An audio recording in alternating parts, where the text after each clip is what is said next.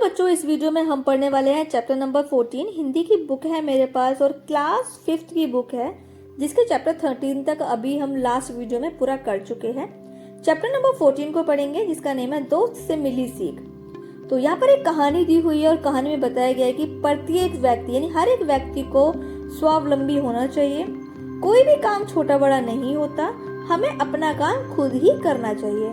तो ये कहानी हमें सिखाएगी कि हमें जो है अपने काम खुद ही करने चाहिए। क्यों करने चाहिए, रीजन सी कहानी ही देगी। इसके बाद करेंगे हम इसका बुक वर्क और प्रश्न उत्तर। तो शुरू करते हैं बच्चों। तो देखिए, नहीं माँ मैं नहीं जाऊंगा, वेदांत ने माँ से कहा। वेदांत अपनी माँ से कह रहा है कि नहीं माँ मैं नहीं जाऊंगा। चला जा बेटा, तू नहीं जाएगा तो फिर कौन जाएगा, माँ बोली। माँ वेदांत से बार बार कह रही थी कि वह गेहूं पिसवा कर ले आए, लेकिन वेदांत था कि जाने को तैयार ही नहीं हो रहा था। वेदांत के पिताजी एक अधिकारी हैं। उनके घर पर काम करने के लिए एक सेवक रखा हुआ है। पिछले 4-5 दिनों से वह छुट्टी पर गया हुआ है और अगले 4-5 दिन तक वो आने वाला भी नहीं है। घर में आटा खत्म हो चुका है, इसीलिए यह काम वेदांत के सिर पर आ पड़ा था।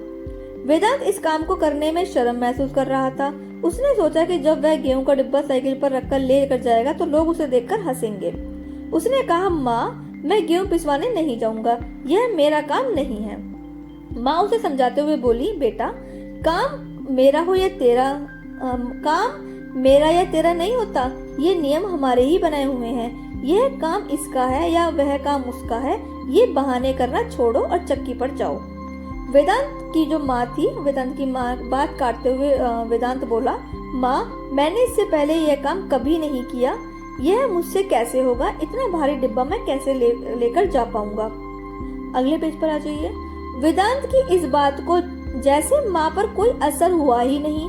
उनके पास वेदांत की इस दलील का भी जवाब था। वह बोली, बेटा यह साइकिल पर डिब्बा रखवाने में मैं तेरी मदद कर दूंगी और चक्की के पास उसे उतारने में चक्की वाला तेरी मदद कर देगा।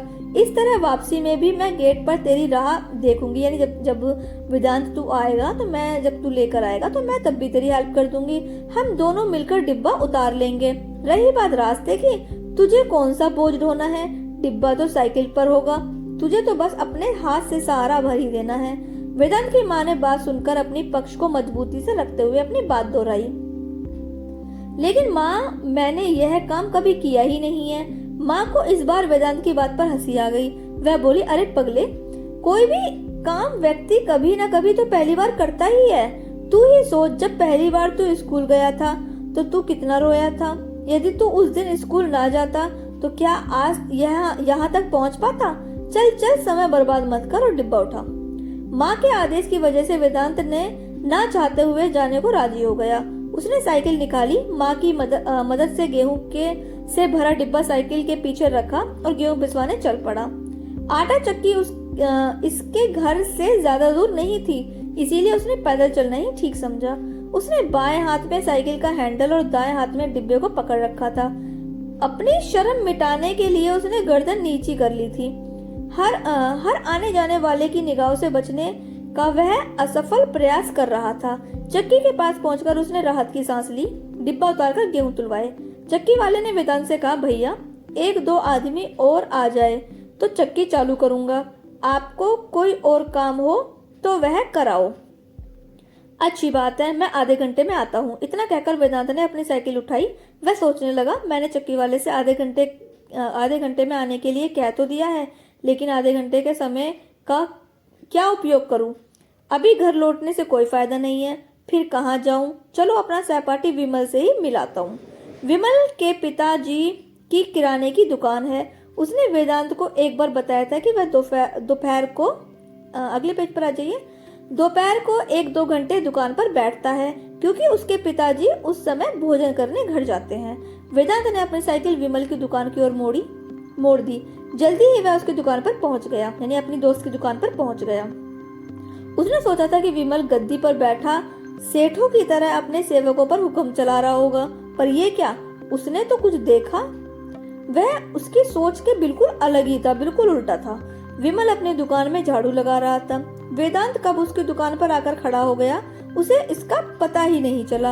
अचानक उसकी नजर ऊपर उठी तो उसने वेदांत को सामने खड़ा हुआ पाया। वेदांत को देखकर उसे आश्चर्य हुआ। अरे वेदांत, अंदर आ, 1 मिनट यह कूड़ा फेंक दूं। झाड़ू कोने में रखते हुए विमल बोला। वेदांत ने आश्चर्य से पूछा, विमल तू झाड़ू लगा रहा है? झाड़ू रखते हुए विमल ने जवाब दिया, हाँ वेदांत, आज सेवक नहीं आया है, इसीलिए मैं ही यह काम कर रहा हूँ। और फिर सेवक रहे ना रहे इससे क्या फर्क पड़ता है, उसके रहने पर भी मैं कई बार झाड़ू लगा चुका हूँ। वेदांत का मुंह आश्चर्य से खुला का खुला रह गया। उसने फिर पूछा, तुझे ये सब काम करने में शर्म नहीं आती? विमल ने कहा, अपना काम करने में शर्म कैसी? फिर हमारे स्कूल में भी तो हमें सिखाया जाता है कि स्वावलंबी बनो, अर्थात अपना काम खुद करो। ओ, तो तू भी कौन सी बात लेकर बैठ गया? आज तुझे मैं क्रीम वाले बिस्कुट खिलाता हूँ। तो हाँ, खाता हूँ। बिस्कुट खाते हुए वेदांत लगातार सोच रहा था कि कक्षा में सबका प्रिय विमल अपनी दुकान पर झाड़ू लगा रहा है, इसे यह काम करने में जरा भी शर्म नहीं आ रही है। कितना भला है ये। वह आधा घंटा विमल की दुकान पर बैठा, इधर उधर की कुछ और बातें भी करी। उसके बाद वह वहां से उठकर चक्की पर जा पहुंचा। चक्की वाले ने गेहूं पीसकर तोलकर पहले ही रख दिए। पैसे देकर वेदांत ने आटे का डिब्बा साइकिल के पीछे रखा और घर की ओर रवाना हुआ। अब वह गर्दन नीची नहीं बल्कि गर्व से ऊंची किए चला जा रहा था। आज उसे स्वावलंबी होने का सही अर्थ पता चल चुका था। तो बच्चों, बहुत ही अच्छी स्टोरी थी। अपना काम खुद ही करना चाहिए, कोई काम छोटा बड़ा नहीं होता है। कभी आप अगर ये सोचते हैं कि ये काम मेरा नहीं है, ये काम तो किसी नौकर का ही है, तो आप गलत सोचते हैं। ऐसा नहीं सोचना चाहिए। आप अपना काम खुद कर सकते हैं और अपने काम करने में कोई शर्म नहीं होती है। यहाँ पर हो गया है चैप्टर ये कंप्लीट। आई होप आपको बहुत बहुत पसंद आया होगा। स्टोरी बहुत अच्छी लगी होगी वेदांत की, और विमल की सोच की भी तारीफ करनी पड़ेगी, कितनी अच्छी सोच रखता है विमल। तो वीडियो को जल्दी से लाइक कर दीजिए और बच्चों को भी वीडियो शेयर कीजिएगा। और अब हम करेंगे इसका बुक वर्क। तो देखिए बच्चों, अगले पेज पर है शब्द अर्थ, आपको अपनी नोटबुक में करने हैं और कठिन शब्द भी नोटबुक में करने हैं। इसके बाद मौखिक प्रश्न के उत्तर मैंने सामने लिख दिए हैं, जल्दी जल्दी से कंप्लीट कर लीजिए। टिक द करेक्ट ऑप्शन पे मैंने टिक कर दिया है, फिल कर लीजिए। फिल इन द ब्लैंक्स भी हैं, मैंने नंबर डाल दिए, आप फिल कर लीजिए। इसके बाद है अगले पेज पर किसने कहा। तो ये किसने ये वाक्य कहे हैं उनके नाम मैंने सामने लिख दिए हैं। इसके बाद प्रश्न उत्तर है, ये हम सबसे लास्ट में करेंगे, तो ये अभी हम स्किप करते हैं। इसके बाद अगले पेज पर आ जाइए। अगले पेज पर व्याकरण बोध शुरू हो चुकी है और यहाँ पर मुहावरों के एक एक वाक्य बनाने हैं, तो मैंने यहाँ पर वाक्य बना दिए हैं। उसके बाद वर्ण विच्छेद है, ये भी मैंने यहाँ पर वर्ण विच्छेद पूरे कर दिए हैं। और जो प्रश्न के उत्तर अभी अभी हमने स्किप किए थे वो मैंने यहाँ पर नोट कर दिए हैं। तो सभी प्रश्न के उत्तर यहाँ पर हो चुके हैं, आप यहाँ से नोट कर लीजिएगा। इसके बाद चैप्टर हो गया है कंप्लीट। आई होप आपको पूरा की पूरा चैप्टर समझ में भी आया होगा और आपका जितना भी बुक वर्क है वो भी आपने फिल कर लिया होगा। तो वीडियो को लाइक करना मत भूलिएगा और मुझे कमेंट करके ज़रूर बताइएगा। अगली वीडियो में हम पढ़ेंगे नेक्स्ट चैप्टर, जिसका नेम होगा कबीर के दोहे। Thank you for watching. For more videos, like, share and subscribe.